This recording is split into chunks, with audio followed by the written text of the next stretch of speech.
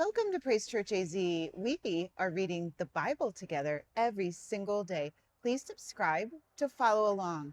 Today, we're picking up at Numbers chapter 24. Now, when Balaam saw that it pleased the Lord to bless Israel, he did not go as at other times to seek to use sorcery, but he set his face toward the wilderness. And Balaam raised his eyes and saw Israel encamped according to their tribes, and the Spirit of God came upon him. Then he took up his oracle and said, "The utterance of Balaam the son of Beor, the utterance of the man whose eyes are opened, the utterance of him who hears the words of God, who sees the vision of the Almighty, who falls down with eyes wide open.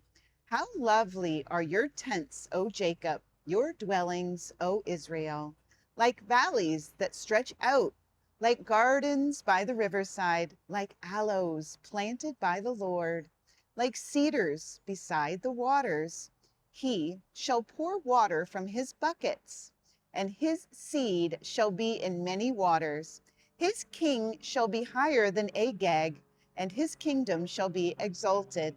God brings him out of Egypt. He has strength like a wild ox.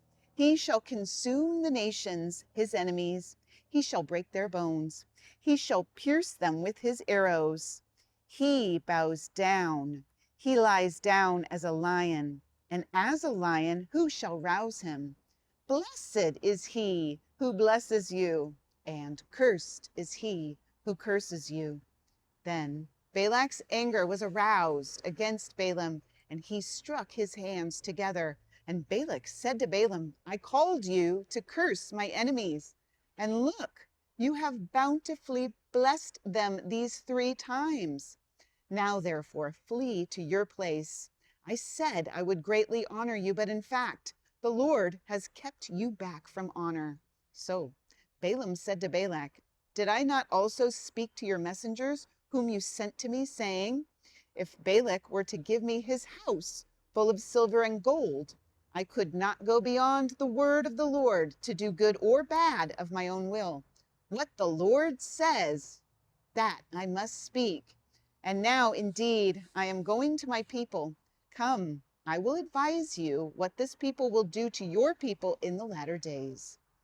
So he took up his oracle and said, "The utterance of Balaam, the son of Beor, and the utterance of the man whose eyes are opened, the utterance of him who hears the words of God and has the knowledge of the Most High, who sees the vision of the Almighty, who falls down with eyes wide open.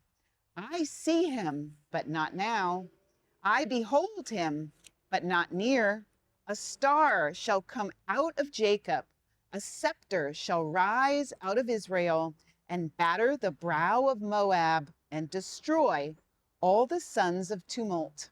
And Edom shall be a possession, Seir also, his enemies, shall be a possession, while Israel does valiantly.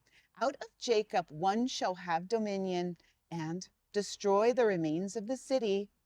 Then he looked on Amalek, and he took up his oracle and said, "Amalek was first among the nations, but shall be last until he perishes."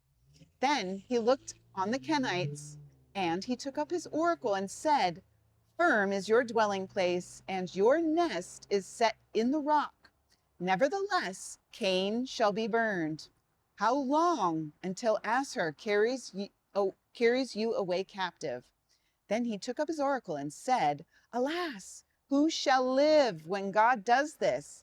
But ships shall come from the coasts of Cyprus, and they shall afflict Asher and afflict Eber, and so shall Amalek until he perishes." So Balaam rose and departed and returned to his place.